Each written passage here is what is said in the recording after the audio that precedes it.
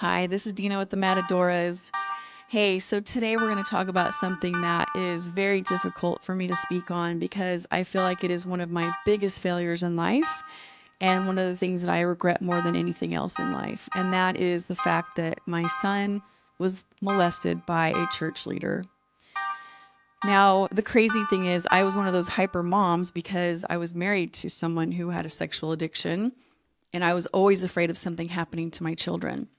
So for all four of them, they got much coaching from me about what to look for, about what a predator looked like, about offering candy or getting in my car or free things. I was so crazy that I wouldn't even let them spend the night at anybody's house at all when they were children. People could come spend the night at our house, but they weren't allowed to spend the night out. So I did everything right as a parent. But my son was now 15 years old. We were attending this church where the youth pastor was really involved with the kids. He loved to have pizza parties at his house and play video games and just do all kinds of things. And I even checked with the pastors when we started going there. And the pastor said he's been here 7 years. He's a great guy. He does have an ex-wife and 2 daughters, which he sees regularly. And nothing to worry about. Great guy, always raising money for people who are in need, owns his own business, and just helps the community constantly. So I really had no reason to fear. My son would go and do hangouts and play video games and do the things that all the other kids would do. And the youth pastor also hung around with some of the other youth leaders, and they were all a big group and just had a great time. And when your child is 15 years old, that's the time as a parent that you're starting to let go. I mean, my son had a job and he was starting to drive. It's the time where you let go and you know you've taught them everything you need to teach them, and you obviously don't want them stay out till crazy late hours or do crazy things that could harm them, but they're 15 years old. However, here's what happened. This youth leader was only having boys at his home. I didn't realize that. The boys would come over, they would hang out, they would spend the night, and every now and then my son would go over and hang out and spend the night. Well, unfortunately, the youth leader decided that he was going to be grooming these boys. And he would start off by maybe playing a PG-13 movie, something that had some sexual content. And he would ask them what they thought about that. And, these boys, of course, were this age and very curious, heading into puberty, excited that they got to watch something that maybe they couldn't watch at home. And it got worse and worse from there. Instead of a PG-13 movie, now it was a rated R movie. Then it ended up being even worse than that. And that is how he was able to ask the boys if they would like to try some of these things. And again, it terrifies me to even talk about this because it's so horrible and one of my epic fails as a parent, which devastates me. But I had no idea. It wasn't like my son spent every night over there. It wasn't like he was constantly over there. It was maybe, once every couple of months that they do a hangout sleepover. Well, one day my son ended up spending the night over there to have game night with, I assumed, a few other boys. And when he came to church the next day, because it was a Saturday night, he spent the night. When he came to church the next day, he had this strange look on his face. And I knew my child. And I said, "What's wrong? What's going on?" And he just turned white and he was terrified. And he didn't know what to say. He started stammering. He knew he couldn't get out of it. And he told me that he had watched an inappropriate movie with the pastor the night before. And inappropriate was just, I think it was a rated R movie with a sex scene in it. It was like Gladiator or one of those. It wasn't even like any kind of porn. But he had made something up so that it wasn't as bad because he was terrified to tell me the truth. And I immediately went to the pastors, the head pastors, and said, "What is going on?" They're supposed to be doing like Bible kinds of things and Christian types of things, and he's watching a rated R movie. And I'm not lying to you. The pastor's wife looked right at me and she said, "Deana, you might want to actually check out the story because I've been hearing stories about this person sitting around and watching inappropriate movies with boys and like masturbating." And I was like, "What? What?" I mean, I'm panicking. I'm having a heart attack. I can't breathe. And I'm looking at her incredulously. "You're telling me that you heard a rumor that he might be doing these things with the boys in the church?" She said, I can't follow every rumor and chase it around like it's real. And I said, but yes, you can. He's under you. Like, you are in charge. Like, you're telling me something like this might be happening? And she's like, I think you're overreacting. It's just a rumor. My gosh. I went immediately, and my son and I sat down, and we had that come to Jesus moment where it was like, you had better tell me what's going on. And he did.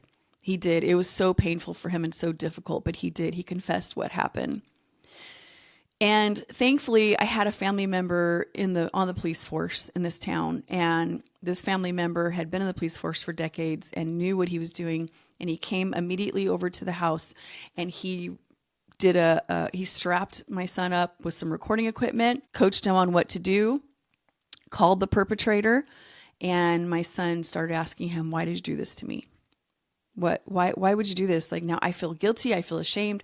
I don't know what to do." And of course, this youth pastor started, listen, it was just childhood experimentation. It's teenage experimentation. It's what boys do. It's what kids do. It was nothing wrong with it.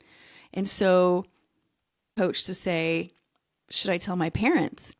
He said, no. Don't tell your parents. Don't tell your parents. They don't need to know. This will never happen again. I did the same thing with these other two boys, and he named names of the other boys. And my son finished up all the questions that he was coached to ask, and then hung up. And we had it. We had our evidence, hands down evidence, confessed, he did it, etc. So next thing you know, we are heading into court, and it's this huge upset in the church. You can only imagine now that the pastors know what's going on. And we're going into court, and literally we show up in the courtroom, and half the church is there in support of their youth pastor. They are there to support him. He had told everybody that my child made all of this up, that it was a lie, that it never happened, and that he was the victim. And so they come in support of him. Then we had another complete row of people that were there to support us, which was wonderful. Even a family member of the youth pastor was there in our support. She had actually had a dream, interestingly, that he was doing something very inappropriate. And she had gone to the pastor with that dream, and they shunned her off and said, okay, that's fine, but we don't think so. I've already said the most devastating thing that's ever happened to me as a mother. You do everything you can to protect your children. And there were some signs, not many. There were a few, but here are the ones that I can tell you to look out for. First of all, just because your child is 15, 16, 17 years old, the laws are very, very lax when your child hits that age, because they are heading toward adulthood, and they're trying not to have laws that are super strict on teens that are hooking up together, or maybe an 18-year-old and a 16-year-old. They're trying to get away from that. So those laws have been so lax that the court liaison told me that these perpetrators will actually try to find boys that are 14, 15 years old, because it's a really tiny infraction by the law compared to a child. So these perpetrators understand that, especially young boys, they are so naive. They're still kids. They don't know to look for somebody that has this in mind. They don't know what grooming looks like. They don't know what all of this is. So these perpetrators will look for boys and girls these ages. So just because your child is that age, you obviously have to let them start heading into adulthood and start having some independence.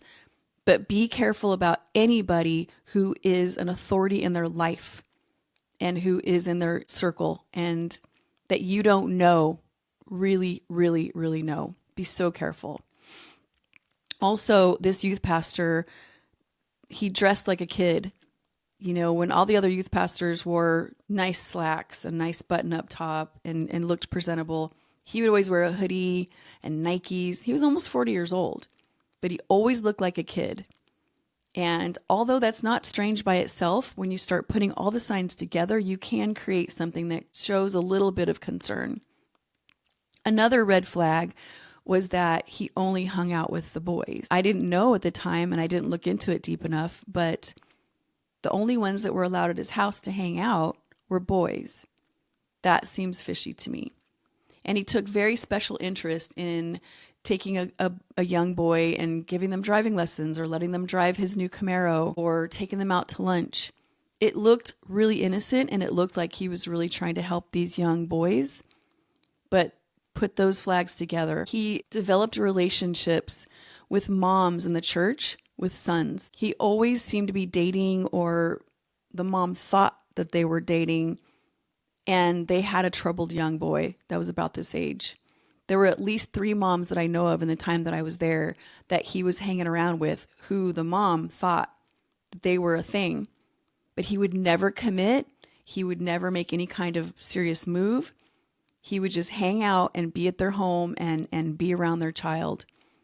If someone is getting close to you and acting like a romantic partner, but they seem excessively interested in your child, or they want to take your child somewhere alone, they are still too young of an age to go off alone with someone that you don't know very, very well. Be so careful about that. At the end of the day, my child is a grown man now. He's doing great. He talks about this openly. He wants to help other people that have been through it. But I wish that I could take it back. I wish that it had never happened.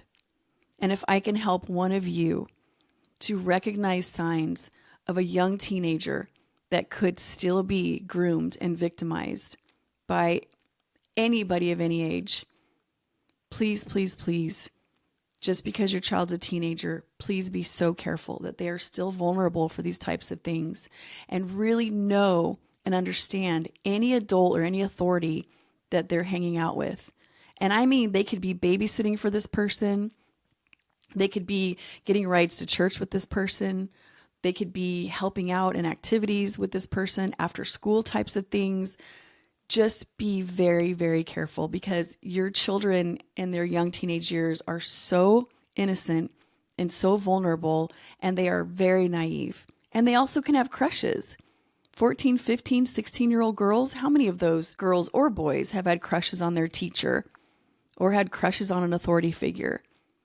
So they might even be willing to have these relationships, but they don't understand what's being done, and they don't understand that they are being groomed. So please, as a parent, remember that just because they're that age, they're not safe and they're still vulnerable, and don't let this happen to you. And if it has ever happened to you, be kind to yourself. Don't beat yourself up. You're still a good mom. You're a good dad. You never, ever would have allowed this to happen to your child. You never in your wildest dreams could have imagined it. There's crazy, sneaky ways that these things take place, but all we can do is our best. So forgive yourself, and tell people, talk to people, see if you can prevent this happening from anybody else. That's the best that we can do. Thank you for listening.